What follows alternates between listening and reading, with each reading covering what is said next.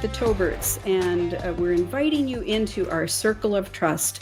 This podcast is about thriving in and out of medicine, no matter where you are in your training or medical career.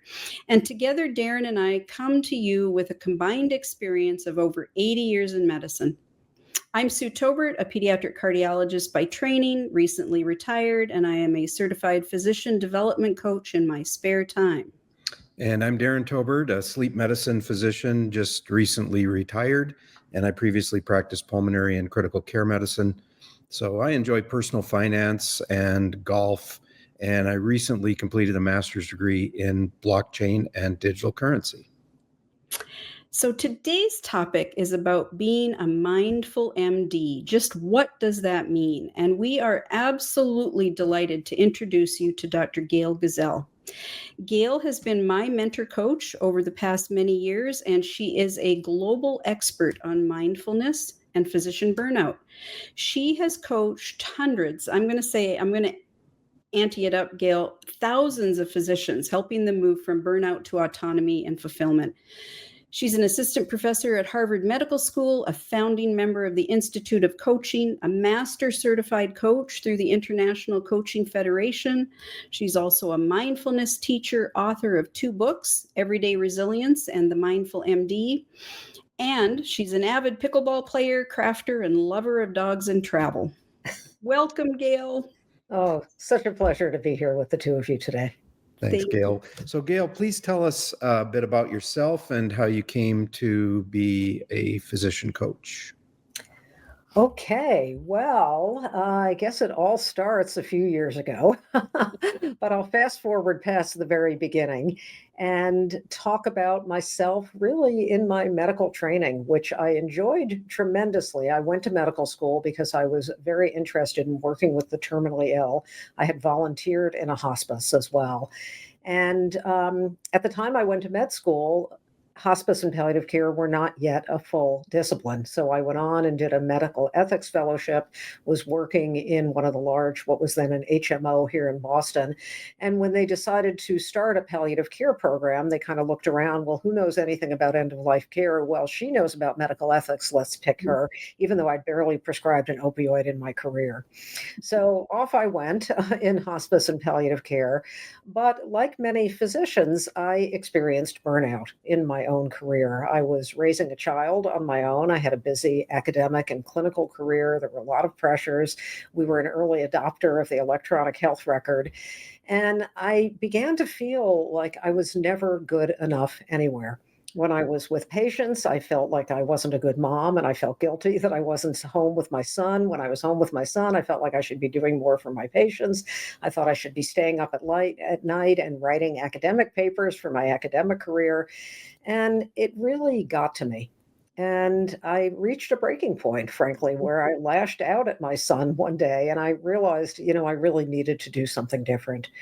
I stumbled upon a flyer actually in the Harvard Medical School quad about a coach for physicians. And I didn't really know if it would help me. I didn't really know what this coaching thing was, but it turned out to be one of the best decisions that I ever made. Because not only was I able to drop some of what was getting in my way of really thriving in my career, but I think my son and many others would say I became a happier human being, a more joyful human being. I dropped a lot of the stories that I had mentally of never being good enough, all that guilt that I mentioned, all that dissatisfaction, all that sense of kind of having to prove myself and comparing myself to peers and focusing not on what I was doing well, but on a sense that I was never doing enough.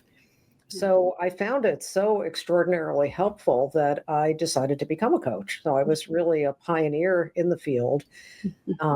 Fast forward 14, 15 years, and as Sue said, I've coached, hundreds, well over 700 physicians one-on-one.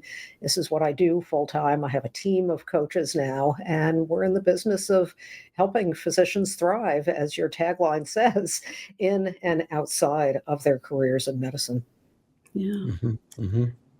Thank you so much, Gail.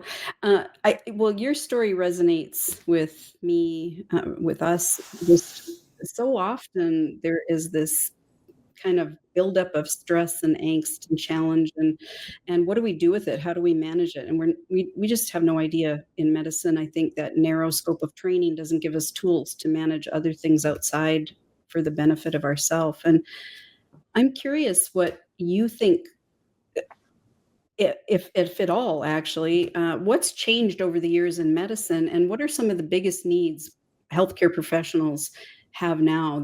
Why are they coming to coaching? Hmm. If anything has shifted. Well, where should we begin? Because we could probably spend hours on what has changed and really what the needs are.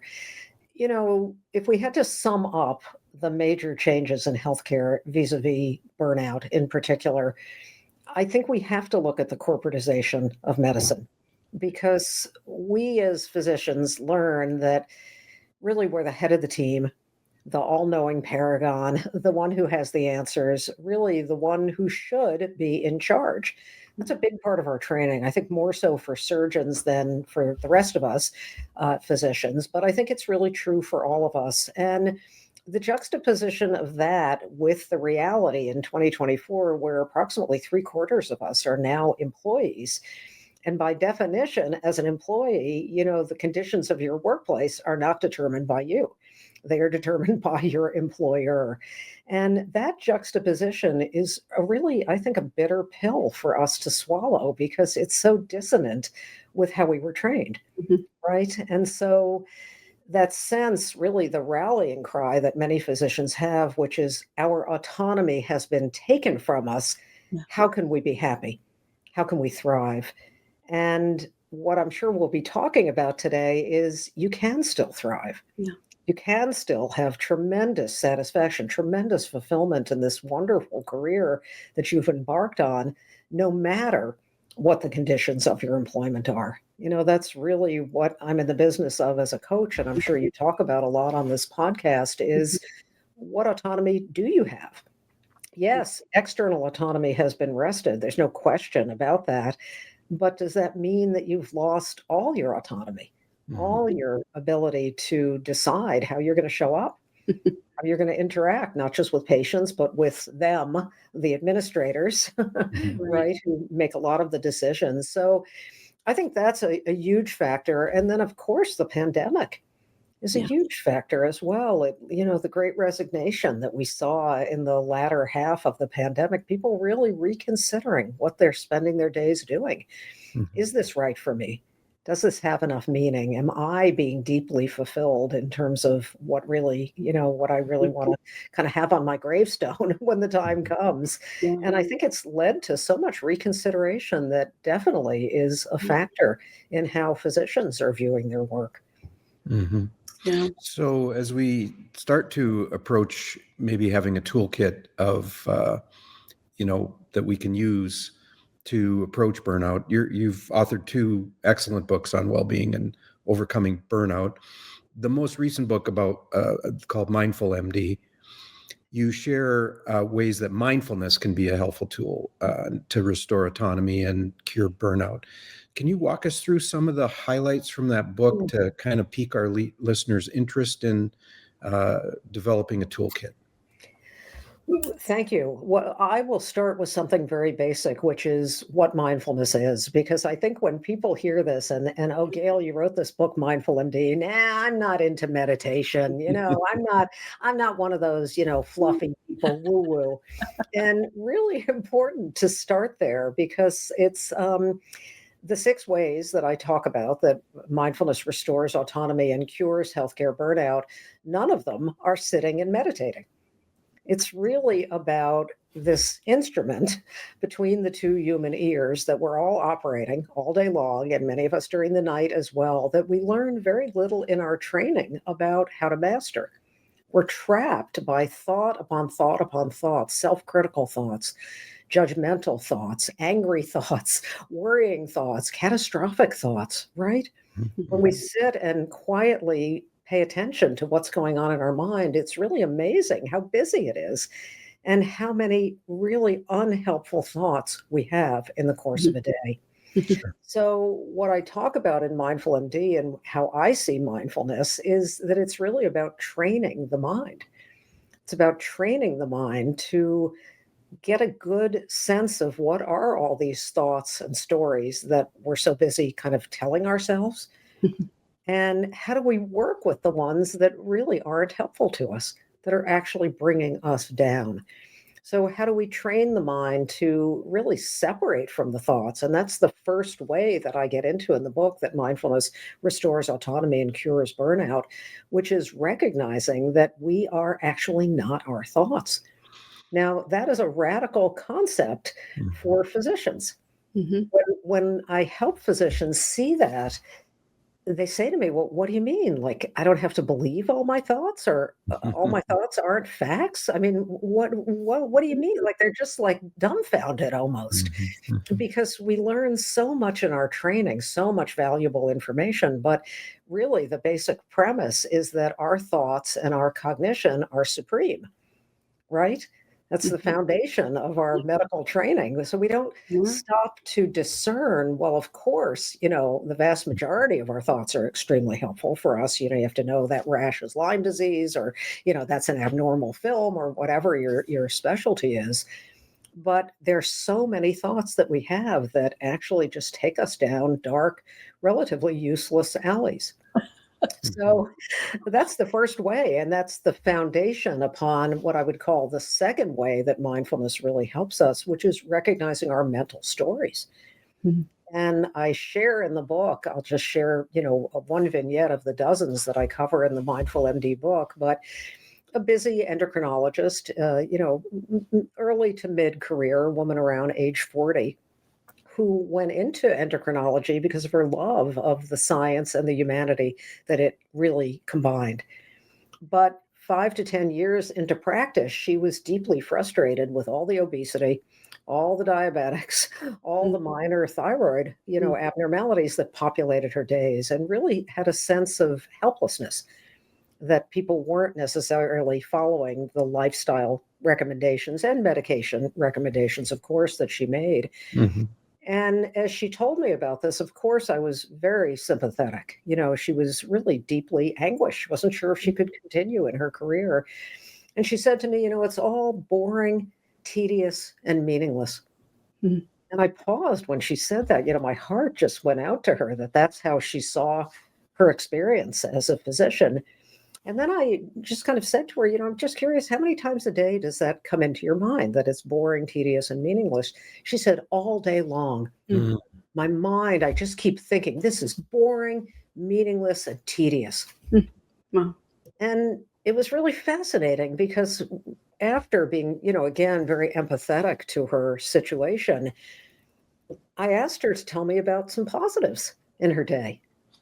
And she paused. No, boring, tedious, meaningless.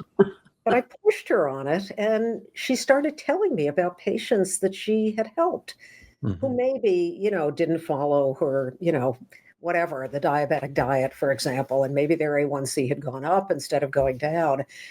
But she'd actually been able to sit with that patient and listen and help that patient understand how they would benefit from getting a handle on their diabetes. And she told me about how when she left the room, she actually felt really fulfilled. Mhm. But her mind was not repeating that story. Her mind was repeating boring, tedious, and meaningless. So that's just one Yeah. example. We all have these mental stories that our minds are very good at broadcasting. It's the Mhm. one and only truth. Yeah. And I, yet, I suspect that applies across nearly every specialty, right? I mean, mm, if you're a pathologist, it's just going to be Pap smear after Pap smear, right? And yes, if you're a pulmonologist, it's COPD after COPD, or yes, in sleep mm, medicine, sleep apnea after sleep apnea. I always found it to be a very fun game, and mm, energized me a lot to look for the unique aspect of each case. Like there's mm, always one little thing that's different from everybody else. And I yeah. think that can be a helpful tool, maybe. Right, but it takes some discernment to notice that you're getting caught in that it can be very repetitive being a physician. Of Yeah, course, yeah, we don't see all those zebra cases on a regular basis. That's why they're right. called whatever they are. Yeah, but we have to be aware. And so much of mindfulness is that awareness. What is going on in my mind? What's going on in my body? And how can I use that information to help myself, whatever my goals are? And certainly, I think a goal that many of us have in healthcare is to stay in this career that we've worked so incredibly hard for, that is actually, financially beneficial to us, if we could add that into the equation, and has so much meaning. It's the opportunity for so much fulfillment. Yeah. Sure. Yeah. But we have to be aware that that story is playing, and most of us don't learn that awareness in our training. Right. So those are the first two ways. We can get into some of the others, but I think that Love it. gives your listeners a little bit of a taste of what Yeah. we're talking about here. Thank you so much. I appreciate what you're saying about awareness, and the corporatization of medicine doesn't help our awareness at all, because as we become widgets, we're even more automatic in our day-to-day work, and like we can't break away from that cycle. And I'll be honest, I think that's what did me in, is that there were so many new rules and regulations and automaticity to the day. I felt like I was being overparented. I don't need a parent. I'm a grown-up. And until I finally said to myself, Sue, you need to practice what you're preaching with your uh, coaching clients. Be aware of your environment. Watch how those negative thoughts are dragging you down. I honestly couldn't mentally and physically break away from the cycle until I retired, Gail. And so I appreciate what you're saying very, very much, because it carried me through for years. I think you and I have known each other for 5 years now. It carried me through for years. And then I came to kind of like the max. So what I ask myself a lot is, well, two things. Is burnout, some degree of burnout, sort of necessary to bring awareness? Or is burnout even curable? I don't know. This is such important questions, and we can't minimize the incredible level of tasks, the incredible burden that healthcare providers now experience. I was just on the phone with a client who, a primary care doc, and they had kind of a sit down with their supervisor, not just about getting charts done, but about checking all the boxes Yeah. of all the compliance metrics, of which there are, an unending list that fall on the doorstep of frontline physicians, whether you're in the emergency room or a pediatrician or a frontline internist, for example. And so this is not to minimize the reality that it is really hard. The below grade tasks are plentiful. So I want to be really clear about that.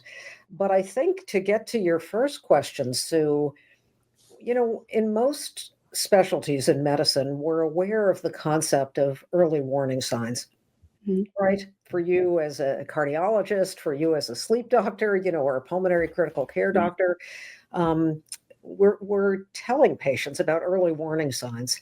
And that is really applicable to burnout.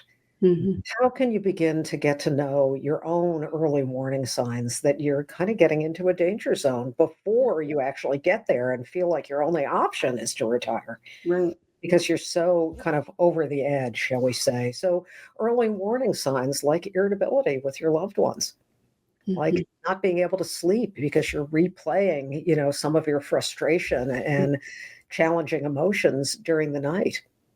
Early warning signs like not taking care of yourself. Yeah.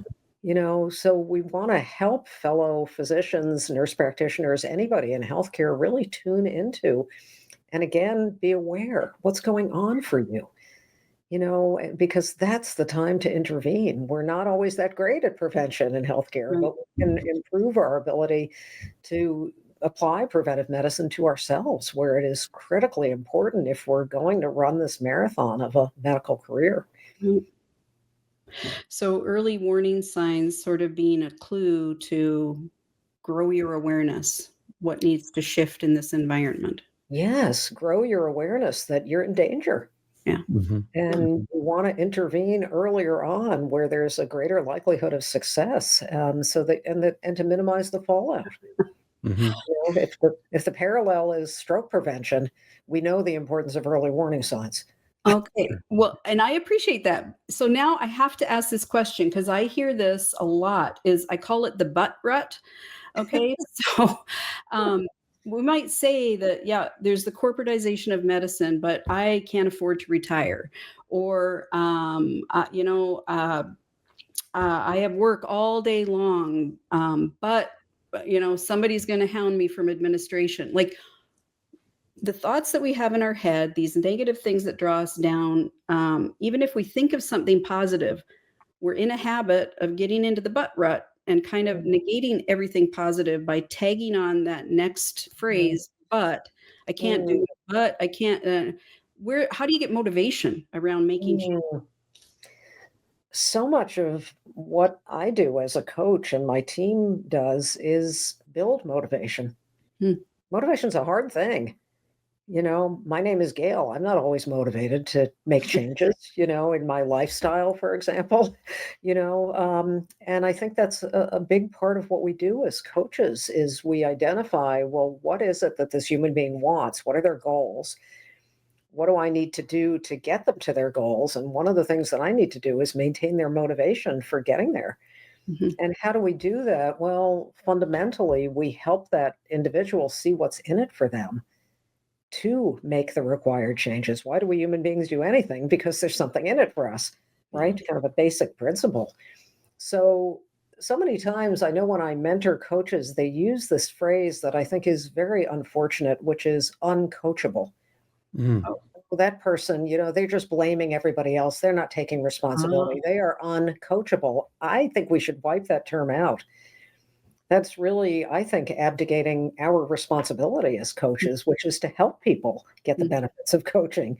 But we mhm, have to kind of hold out a brighter future because when we're burnt out, we can't see a brighter future. mhm. Mhm. It's different from depression, but it has similarities in Sure. terms of that lack of hopefulness Yeah. and that lack of really like, can I really get there? I'm so Mhm, downtrodden. I'm so miserable. How should I really even know that I can live and work in a different way? mhm, mhm, So one of the techniques we use in coaching is envisioning who it is that you want to be, how you want to be feeling, how you want to be showing up with your patients, and probably more importantly, with your loved ones. mhm, Mhm. That's a motivator for people. mhm. Yeah. Mhm. What do you want your kids to see? Do you want them to Mm, see, mom sitting at the dinner table doom scrolling or fretting about her charts or angry about it all? Or do you want them to see a mom who figured out that she has some options, she has some choices about how she navigates the Mhm. difficulties in her career? Because I think most of us would go with number two mhm. in that Sure. setting, right? Yeah. So that's a way that we can motivate our clients Yeah. to make the changes that they know they want to be making. Sure. So, you've really dug into, I think, some of the important first steps in treating this condition, this disease. What do you have? What would you say about the proactive step? Like, where do we work this into the medical school curriculum so that Hmm. we can catch people before these negative patterns get established? Hmm. Such a good question. Yeah, I think we have to weave it into medical training, starting in medical school. And it's interesting because I don't know the percentage of med schools that now offer something about mindfulness, Mhm. but usually they have the students sit in a quiet room and meditate. And if you're not used to meditating, kind of sitting in a quiet room, you're kind of looking around, am I doing this right? Or what's Mhm. wrong with my mind? I've got all these thoughts, all these other people look so calm and relaxed. I would It's guess three-quarters of them would fall asleep. there's always that. Yes. So and then they can check the box, for whatever licensing, and credentialing body they're, kind of beholden to. But I think we can start in training with helping trainees see which of their thoughts are helpful and which aren't. Very simple. Mhm. Yeah. Just Okay. think about it. If you're on rounds, okay, and you're discussing all the patients on the roster, and then maybe you'd say, well, let's just have a moment of reflection. And people are probably rolling their eyes, oh, they're going to, tell us to be grateful or whatever. But you could actually ask your med students and residents, let's just think about the thoughts you've had, between the time you woke up and the time we met to go on rounds. I'm just curious, were there any unhelpful thoughts in there, or were all your thoughts helpful to you? Mm-hmm. It probably won't take long for the average trainee to be like, yeah, I had some unhelpful thoughts. I thought I was going to get killed by a car on the highway, and I thought I wasn't good enough, and I feel like I'm an imposter. And if I don't know the answer, am I ever going to be a good physician? Mm. All kinds of unhelpful thoughts, worries, fears, right? Mm-hmm. Ruminations. Mhm. So when I think back on my training or for more recent trainees, if somebody had just asked that one question, I would have been able to realize, gosh, So am I we're just Gen feeling? Xers. I Yeah. mean, our mentors were of the priesthood of medicine, right? These were people who worked 100 hours a week because Mm, they loved it, and mhm, they had no family life. Several of my mentors just straight up admitted to me that they missed out on their children's mm, raising, basically. yes. So hopefully there's a new generation of physicians coming behind us that is open Mm, to letting people express and giving people really permission. I always felt like that admitting weakness like that, mm, certainly it's not, but that kind of thing was absolutely not acceptable, yeah. for us to describe that we had unhelpful feelings. Mm, Who cares about that? Let's go see right. the next patient, right? Yeah. Yes. Um, so I Mm. hope that we're advanced enough to get to that point. Well, advanced enough or struggling enough. Yeah, right. Whatever Definitely the driver is, it's well overdue time to not. really look at what parts of this can we control and which can we not. There's a lot in healthcare that none of us, either the three of us or anybody listening to this podcast, have any remote chance of changing. Yeah. Yeah, yeah. Right. Well, I think it starts with admitting that we have come from that culture, Mm, right? And that mm, we have a very negative, dark history of, yes. I'm going to say it, abusing trainees Mm, in this mhm, way of expected perfection and expected, yes. lifestyles and so on that are clearly unhealthy. And Mm, so I think it starts with the medical profession and the leaders in medicine throwing their mm, hands up and say, I'm guilty of this yes. pattern. And I don't know how that comes, but I think there is a group of younger physicians coming up that definitely are it's going the right direction, I believe. I hope you're right, Darren. And Hmm. in the first part of the Mindful MD book, I talk about what I call the roots of burnout. A lot of what you're talking about, perfect or failure, shame. There's a lot of literature now on shaming in medical education. Yeah. And we all witness that either directed toward ourselves or Mhm. somebody else on the team. And Yeah, these patterns are not necessarily productive ones. Yeah. right, right. I don't want to be one though to get stuck in this victim mode. Okay, so I've been shamed and demanded and commanded Mm, and controlled and I think what is it morally injured, et cetera, et cetera. Like mhm, I think my wiring is okay. Yep, face that. Now, what's the next better step, right? mm, Like, how do mm, we catch that momentum instead? Like eventually, there's a period of time where we'll do some finger pointing mm, and grow awareness around the hardship of what a lot of our generation has gone through. And now, what's the next step? mm. Well, the next step is doing things differently, and it's a powerful next step because when we start doing things differently, those around us see it Mhm. and they see the potential for growth and change in themselves. They may see an invitation to show up differently. I'm thinking of an emergency physician who I coached who came to coaching really very early in her career, but so downtrodden. And she said, I hate going in for my shifts. Everybody is miserable. Nobody is happy. Nobody's helping one another out. Everybody's walking between patients with their head down, a big frown, furrows in their brow. And why would I even want to come to work? Mhm. Now, again, after a lot of empathy, what a painful thing to go to work and just feel that and be in that kind of environment. But what she didn't realize is that she could show up differently. Yeah. Right. she could play a part in creating the work environment that she really aspired to have and that could actually lift others up. Like each one of us can be an agent of change. And that can sound, again, a little woo woo, Yeah. but it's a powerful thing when you begin to realize the autonomy that you have over yourself.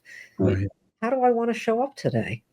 How do I want to help those around me? How can I be part of the solution as opposed to part of the problem? There's such a vortex of negativity in healthcare nipping at all of our heels, as that vignette demonstrates. And yet, Mm. is that serving me? Am I going to leave work today with my head held high if I kind of succumb to that? And I'm not going to. Yeah. So, again, that awareness of all the moments of choice that we have in our day, for me, that's where autonomy lies, because that's where I can have control. Yeah. Mm-hmm.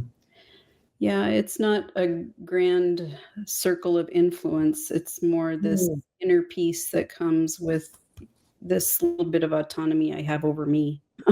yes, and being helpful to others, which is why we went into this profession in the first place. There's a lot of ways we can be helpful in the exam room and outside of the exam room. We can be helpful to our peers. Yeah. Mhm. Yeah. Hmm. That's lots of good food for thought, Gail. I just think that there's so much more we can ponder about this. Mm, Yeah. So one question I had as the financial part of our duo here is, I think there's a lot of physicians out there, and we just interviewed a team from a company that does lending to physicians. It's a mm. physician-led company. And so from a financial standpoint, with your extensive experience, how much does financial stress play into physician burnout? Mm, And should we start looking at maybe spending a couple hours on personal finance in the med school mm. curriculum, rather than just letting people accumulate, mid six figures of debt Right. along the way?